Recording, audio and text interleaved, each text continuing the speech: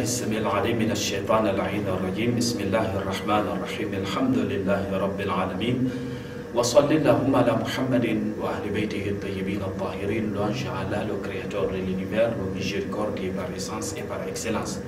Que la paix et la bénédiction d'Allah soient sur notre maître Mohammed, sur des prophètes ainsi que sur sa sainte famille. Chers frères et sœurs en islam, assalamu alaikum wa rahmatullahi wa barakatuh. Bienvenue sur notre émission qui nous parle de la tragédie de Karbala, c'est-à-dire du martyr d'Imam al-Hussein alayhi salam. Chers frères et sœurs en islam, sachons que Imam al-Hussein alayhi salam s'est sacrifié, a donné son âme, a donné l'âme aussi de ses êtres chers pour que l'islam véridique, l'islam authentique, l'islam du saint prophète alayhi salam nous parvienne. Mais malheureusement, aujourd'hui, dans bon nombre de contrées, on est en train de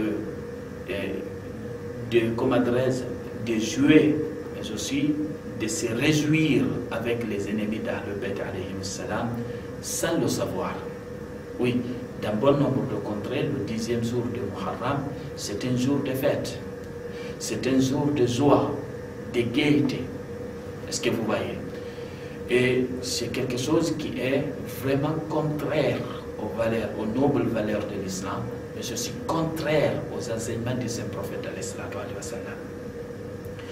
Sachant que celui qui a pleuré l'imam al-Hussein alayhi salam pour la première fois, c'est le saint prophète alayhi salam. Oui, sachant ce qui va advenir à son petit-fils le 10e jour de Muharram en 61, le saint prophète alayhi salam a pleuré, a fait le deuil d'Imam al-Hussein alayhi salam bien avant ça. Et cela était quand? C'est quand il est venu au monde. Le jour même où il est venu au monde et qu'on l'a apporté, que le saint prophète alayhi salam l'a pris dans ses bras, ce jour-là même il a pleuré. Et donc il a appelé tous les gens aussi à l'imiter. Le Saint-Coran nous disait laqad kana lakum fi rasulillahi uswatun hasana. Il vous est, dit messager d'Allah, un bon exemple à suivre. Et donc suivons le bon exemple du Saint-Prophète alayhi salam. Voyons, si le Saint-Prophète alayhi salam vivait aujourd'hui entre nous, il était avec nous, et que le 10e jour de Muharram venait, sachant ce que son petit-fils a subi ce jour-là comme atrocité, et sachant que l'atrocité que cette famille, cette barbarie que Imam al-Hussein et sa famille et ses compagnons ont subi ce jour-là, n'ont pas d'exemple dans l'histoire de l'humanité, où on le tue, on coupe sa tête, mais aussi on fait marcher des chevaux sur quoi? Sur son corps. Ne se contentant pas de ça, réduire sa famille en esclave et prendre cette tête-là aussi, circuler avec elle dans bon nombre de contrées. Et donc c'était une barbarie qui n'a pas connu un exemplaire dans l'histoire de l'humanité. Et donc supposons que le saint prophète est avec nous le 10e jour de Muharram. Est-ce que lui, le saint prophète, allait faire de ce jour-là un jour férié?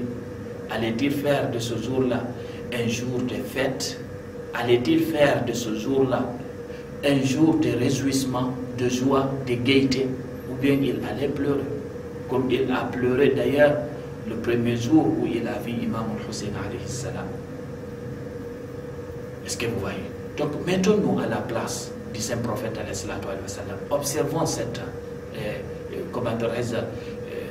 situation. Quelqu'un va me dire, certes le saint prophète alayhi salam n'allait pas, faire de ce jour-là un jour de fête, mais il n'allait pas le faire aussi un jour de deuil. Alors pourquoi il a fait le jour de la naissance d'Imam Hussein un jour de deuil, pleurant, parlant du jour où il sera assassiné injustement? Est-ce que vous voyez? Pourquoi cela? Pourquoi le saint prophète dans bon nombre de ses hadiths a parlé des mérites de pleurer Imam al-Hussein alayhi salam? Pourquoi le saint prophète au cours de sa vie, lorsque ses deux petits-fils venaient à la mosquée monter sur son dos, il empêchait les gens de les chercher, disant aux gens, sachez que c'est lui qui même doit les aimer. Allahumma ahibba man ahabbahuma. Je les aime, Allah. Allah aime-les et aime quiconque les aime. Pourquoi tout cela, le saint prophète appelait aux gens à l'amour de ses deux petits-fils? Est-ce que vous voyez? Donc, ce qui veut dire que s'il était avec nous, le saint prophète, il allait pleurer ce jour-là, il allait faire de ce jour-là un jour de deuil. Alors arrêtons de nous tromper, arrêtons de fêter avec ces gens-là. C'est les ennemis du saint prophète, les ennemis de la famille du saint prophète qui avaient fait de ce jour-là un jour de fête, un jour de gaieté. Pourquoi? Puisqu'ils ont assassiné la famille du saint prophète, ils sont contents. Et donc, c'est les vrais ennemis du saint prophète qui ont pris ce jour-là comme un jour de fête et de gaieté. Donc, les amis du saint prophète, les sympathisants du saint prophète, ceux qui connaissent un islam authentique, c'est des gens qui ont considéré ce jour-là comme un jour de deuil. Arrivé ici, chers frères et sœurs en islam, je vous dis à la prochaine fois, tout en vous souhaitant pour ce programme. Wassalamu alaikum wa rahmatullahi wa barakatuh.